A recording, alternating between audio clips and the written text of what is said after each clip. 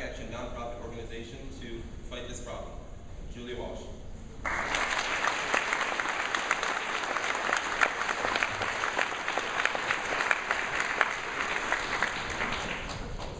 So, welcome to the largest student gathering in New York State on the hydrofracking issue. Thanks everybody for coming.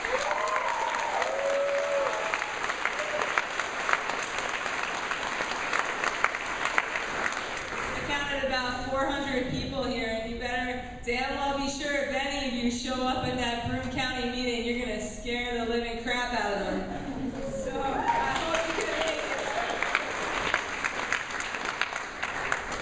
So how many people here trust oil and gas corporations by a show of hands? Yeah. Okay. How many of you trust oil and gas corporations with your water? I don't. Good call. How many people here are ready to fight for our lives and our land and our water and the future generations?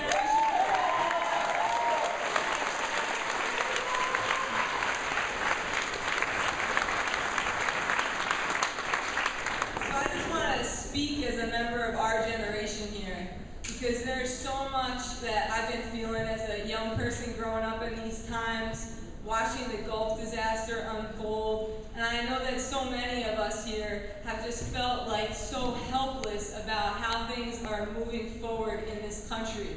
And we see these disasters and these tragedies happening all over this country and across the world, and these wars that we have instigated and started. And it's really gotten to this point where I think many of us are just feeling like, what are we going to do? You know, and as the Gulf disaster just unfolded and destroyed and killed millions and millions and millions of life forms in the Gulf, you know, we had to sit there with our nieces and nephews when they were upset about how the turtles are dying and the dolphins are dying and questioning, why is this happening? And as a generation, we've been asking, why is this happening to our older people? And we've come to this point where it doesn't seem like anybody has the plan forward. And the plan forward right now in this area is to decimate it through hydrofracking so that a couple of people can make a couple $1 billion and buy another big fat fucking yacht and go sit out on the Caribbean somewhere.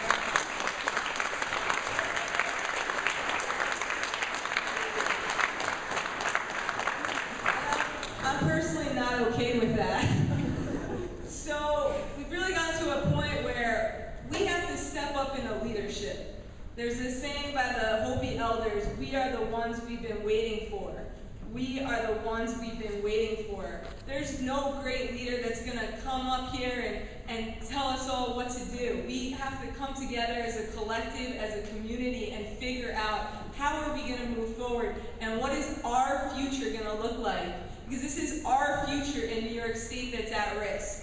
And we have to step up and stand firm and tall and together to battle this industry, to not let them set a foot on our land. And so we've gotten to this point now where when we look back on all the different social movements in this country's history, people fought and struggled and died for the rights that we have, and they're slowly all being taken away from us.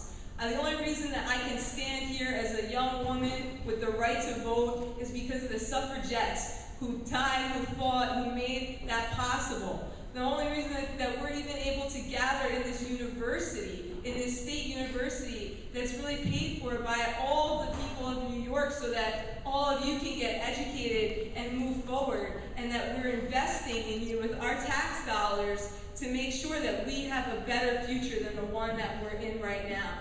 And that's this American dream that's fading from many of our views. But I hope that you're going to stand with us and you're going to come up with the ideas, you're going to come up with the visions, and collectively we are going to change this country.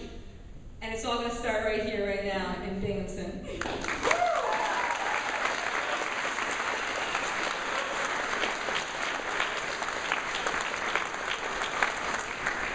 You know, and many of us feel like, hey, I've never organized anything before. I haven't even voted. Maybe I voted for Obama, but I haven't really voted aside from that. I don't know who my assembly person is or my state senator or what that legislature even does up there in Albany.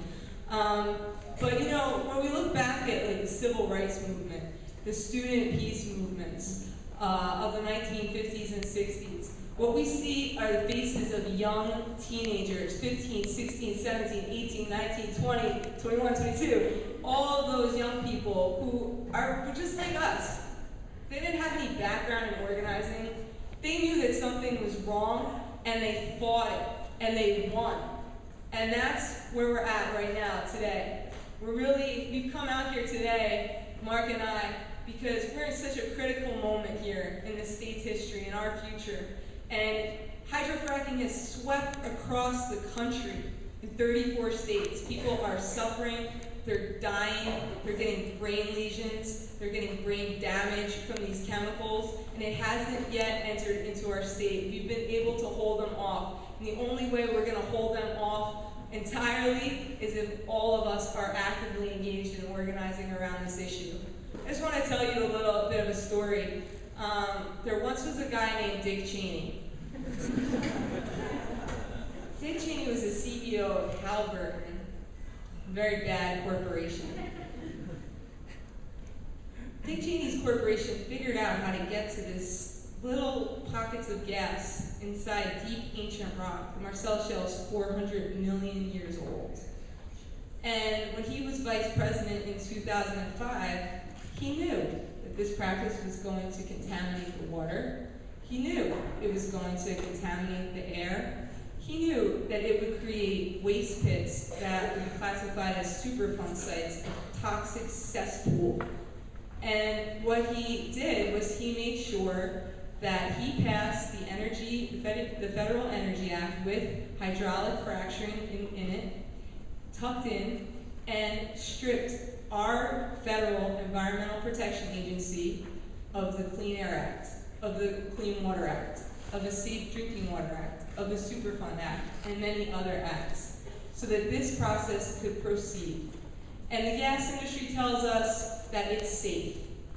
And that's all they have. They're completely lying. And they're going around to areas just a couple miles away from us right here. And they've gone to people who are in desperate times, in a desperate economy, with farms that they can't fund anymore. And they said, hey, this is just like the gas drilling that we've been doing for 60 years, but it's even better, and you can make more money, and we'll give you $10,000 an acre to lease your land over to us so that we can hydrofrack it. And then in a couple of years when we leave, you'll have all this money that won't even pay your medical bills, that your house is worth nothing because the water is contaminated and you're breathing in toxic fumes.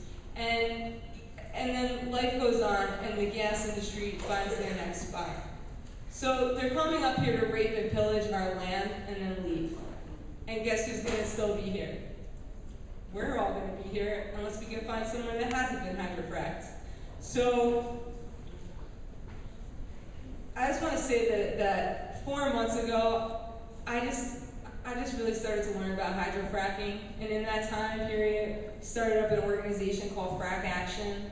We had young people across the state doing rallies outside of our Department of Environmental Conservation, pushing for a moratorium. And a few months later, we were up in the Senate chambers with Mark Ruffalo and Pete Seeger, who's awesome. And we had a press conference to pass a moratorium that will take us through May.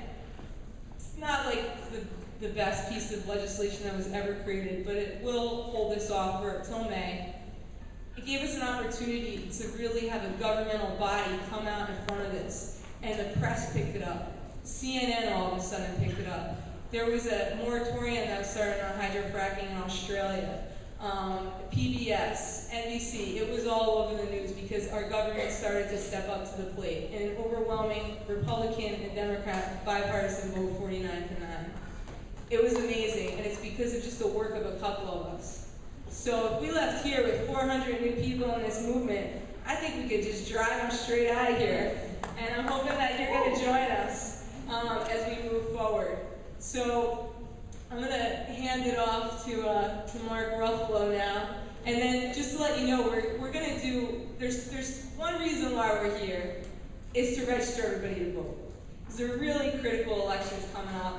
Frack Action, we have a political action committee, and we're working on behalf of some really strong anti-fracking candidates here in your area. Number one of those being our Congressman Maurice Hinchey, who's been a champion.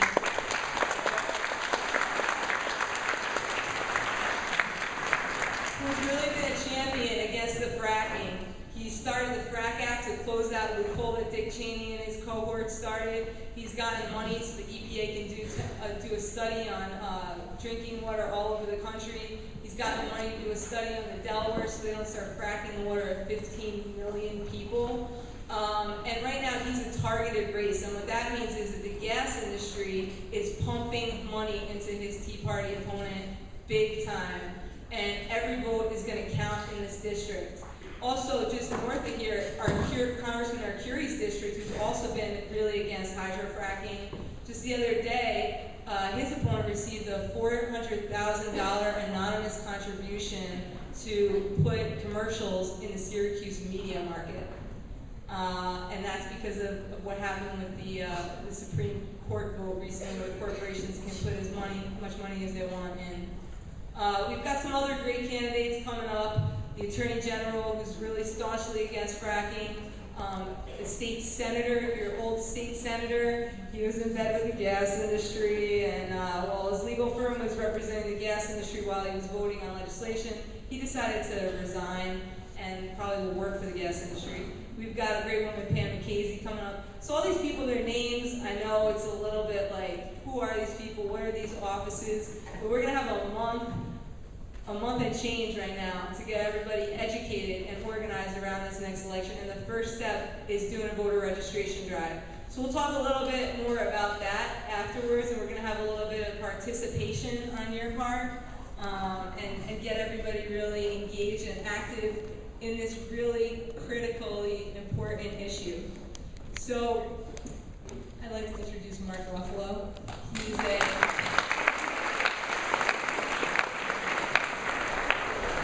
a couple words about Mark. He's an actor. He's a great actor. I've seen all his movies. Really is a great person, and he's there on the front lines up in Sullivan County, not too far from here, with his family. And you know, you hear a lot about celebrities. A lot of them are stuck up, egomaniac, narcissists. Not Mark. Mark's like a real deal activist. He's a real warm, genuine guy, and I'm just really so happy that all of you can come out and hear him speak about his experience. So take it away, Mark.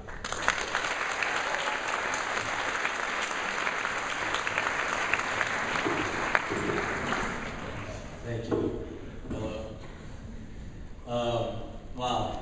I thought there was going to be like 20 people here. I just want to, first of all, thank you guys, because, first of all, you know, like it or not, you put Obama in the White House. It was you. You might not have done everything you wanted him to do. He might have let you down in some areas, but you did change the course of history. And I really do think that was because of you young people. And you know how you felt when you were out there pushing for that election. And you did, you changed the course of America. And so I want to thank you for that. I know I don't feel so great about him all the time. So I'm sure a lot of you don't.